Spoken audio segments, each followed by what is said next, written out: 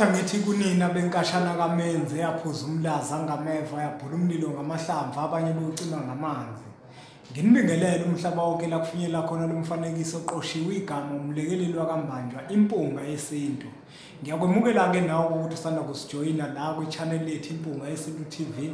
La sifundisana khona ngezinto ezithinta isintu sethu, sibuke emandulo ngamehlo omqondo bese siqhathanise konke okwenzeka emandulo nesekwenzeka kule nkathi yanamuhla. Namuhla ke bafowethu ngiyathanda ukuthi sikhulume ngesihloko esibalulekile kakhulu nengicabanga ukuthi isihloko esizothinta bonke abantu. Namuhla bafowethu ngifuna sikhulume ngobuhlobo. Abantu abaningi ubuhlobo kule nkathi esiphila kuyo buyinto abangasayithathi njenganento ebalulekile. Abantu abaningi ukuthola ukuthi khona abantu abazothandana bezihlobo kodwa bese beziduduza ngokuthi hayi ngoba nakubona behlobene, ingoba nje osibongofana. Omunye futhi aziduduze ngokuthi vele bonke abantu emhlabeni bazihlobo, mangathiwa nje ahlehle wonke umuntu kungatholakala ukuthi sonke emhlabeni sizihlobo. Namuhla ke bafowethu la kwi-channel yethu Impunga Yesintu TV ngiyafisa bafowethu ukuthi nginitshele ukuthi ubuhlobo buyinto ebalulekile kakhulu nekufanele ukuthi siyazise thina njenganabantu, ngoba uma singeke sayazisa thina njenganabantu lokho kokwenza ukuthi isizukulwane sethu sigcine sesishayeka bafowethu ngenxa yethu. Uma nizothandana nibabili nibe nizihlobo, amathongo mase nithola ingane ashaya ingane kodwa ngenhloso yokushaya nini. Nithola ingane uthola ukuthi zishayekile, zishawa amathongo ngenxa yokona kwenu. Yingakho ke bafowethu ke nginikhuthaza mina njenganempunga yesintu ukuthi noma uwumfana noma uyintombazane uzoqoma umfana, noma umfana uzoshela intombazane. Kubalulekile ukuthi uma ufika kuyona ubuze izibongo zibe zine. Uzobuza isibongo sayo, ubuze isibongo sala ezalwa khona kuyisibongo sika mama wayo, bese ubuze isibongo sika gogo zalo mama wayo, uphinde futhi ubuze isibongo sika gogo zalo baba. Ukwenzelani konke lokho? Konke lokho kwenzela ukuthi ukwazi ukubona ukuthi lona wesifazane noma lona wesilisa nizihlobo yini naye, ukuze ungagcini usuthandana nomuntu ohlobene naye. Abantu abaningi ke bake bakhulume bathi hayi noma singathandana sizihlobo inkinga ayikho ngoba ubuhlobo buyanqamuka. Siyavuma ngokwesintu sethu vele kukhona uhlelo olwenziwa ukuthi ubuhlobo bunqanyulwe, kodwa phela hayi noma ngabe ibuphi ubuhlobo kuthiwa buyanqanyulwa. Hayi futhi ukuthi uzokwenza into ngamabomu bese ube nethemba lokuthi ubuhlobo uzobunqamula, cha, akuvumelekile lokho. Kodwa okuvumelekile ngokwesintu kunqanyulwa isihlobo esibonakala ukuthi siyihlobo esiqhelile futhi singakwazi ukuthi sinqamuke, hayi isihlobo esiseduze.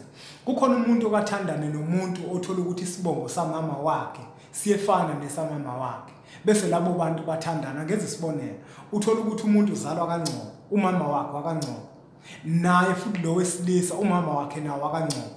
Kwesinye isikhathi uthola ukuthi mina ngwakaNgcobo, umama wentombi owakaNgcobo.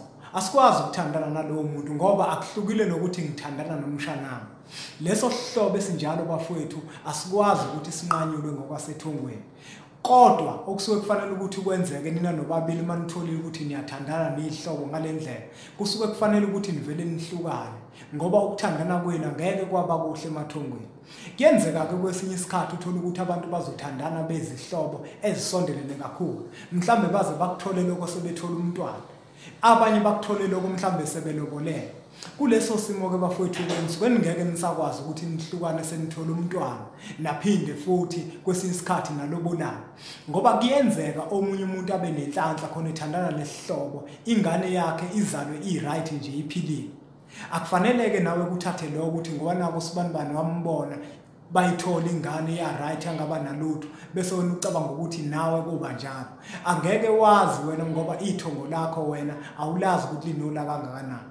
Labo bantu kusuke kufanele ukuthi kuhlale phansi imindeni emibili owakubo noba kantombazane bakhulume mayelana nalesihlobo esikhona ukuze zonke izinto zihambe kahle. Angithandi bafowethu ukuthi ngigeqe amagula ngoba ngemuki ngilobile ngalesihloko encwadini ethi sithini isintu. Ngingajabula kakhulu uma nawe ungazitholela yona le ncwadi ufunde kabanzi ngalesihloko sobuhlobo ukuthi ubuhlobo buhamba bugcine kuphi, isiphi isihlobo esikwazi ukunqamuleka, isiphi isihlobo esingakwazi ukuthi sinqamuleke. Sona ke isihlobo uma sekuthiwa niyasinqamula sike sinqanyulwe kanjani. kusetshenziswa ini imbuzi noma inkomo, kwenziwa ngayiphi indlela. Kule ncwadi ke isihloko sithi sithini isintu, ngibhalile kabanzi ngachaza ukuthi isihlobo sinqanyulwa kanje nakanje nakanje. Ngaphinde ngacacisa futhi ukuthi uma uyinsizwa ushela nazi izibonge kufanele ukuthi uziqaphele.